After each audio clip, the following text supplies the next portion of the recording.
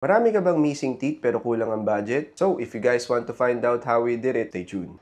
Ang problema kasi kaya nagpunta kay Dr. Bukal, ano ko yung bite at saka yung ipin ko para bang hindi ako makaano yung pagkain ko hindi manok.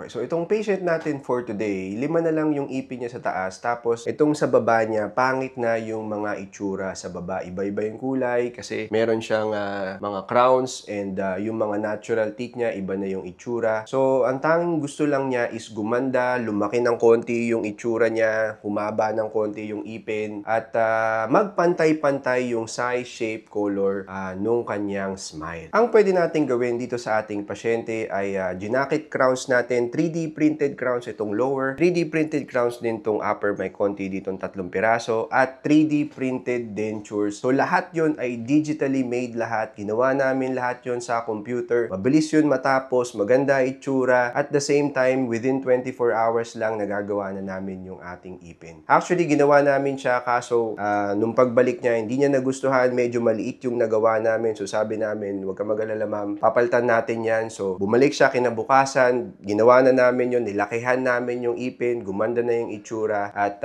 so eto na yung ating pasyente, maganda na yung ngiti niya within at least 48 hours nagawa namin. So maraming salamat po ma'am sa inyong pagtitiwala at pumunta pa kayo sa amin all the way to Texas. Nagpunta ako sa dentista sa Amerika, sabi daw, punutin na lahat ng ipin ko, lalagyan daw ng 4-in-1.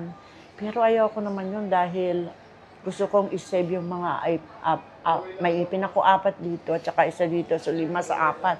Ayokong bunutin yung lahat. So, ngayon natagpuan ko si Dr. Bukal. Tinitingnan ko yung ginagawa niya. Nakikita ko, sinusundan ko lahat ng mga posting niya na ano ko. And na-impress ako dahil ang ginagawa niya, kung pwedeng may save yung ipin mo, pwede daw, sabing gano'n, gagawin niyang lahat. Kung pwede, naku po, sa awa ng Diyos, nakuha ko siya at saka ngayon, ang ipin ko, ang kagat ko, ang smile ko, ibang-iba, lahat na maganda. So I'm really impressed. Thank you, Dr. Bukal. So para sa mga pasyente na gusto kong makausap mga kaibigan, pwede tayong mag-online consultation or actual consultation para malaman nyo kung paano natin gagawin ang inyong smile rehab.